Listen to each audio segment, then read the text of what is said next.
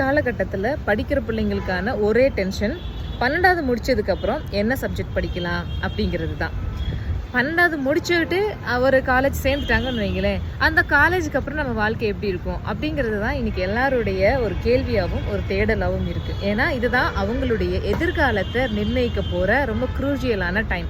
So இது சம்மந்தமான படிப்பு சம்மந்தமாக, உங்களுக்கு வேலைவாய்ப்புகள் சம்மந்தமாக, இல்லை உங்களுடைய மென்டல் ஹெல்த்தை வந்துட்டு எப்படி என்ஹான்ஸ் பண்ணலாம், எப்படி நீங்கள் ஒரு கிரிட்டிக்கலான சுச்சுவேஷன்ஸை நீங்கள் ஹேண்டில் பண்ணலாம், முகத்தில் புன்னகை மாறாமல் எல்லா சுச்சுவேஷன்ஸையும் எப்படி கடக்கலாம், இது மாதிரியான சில இன்ஃபர்மேட்டிவான விஷயங்களை இந்த மென்டார் செக்ஷன்ல நம்ம பார்க்க போறோம். மென்டார் செக்ஷன்ல நாம இனி பார்க்க போறோம். மென்டார் அப்படின்னா என்ன அப்படின்னா வழிகாட்டி அப்படின்னு தான் அர்த்தம்.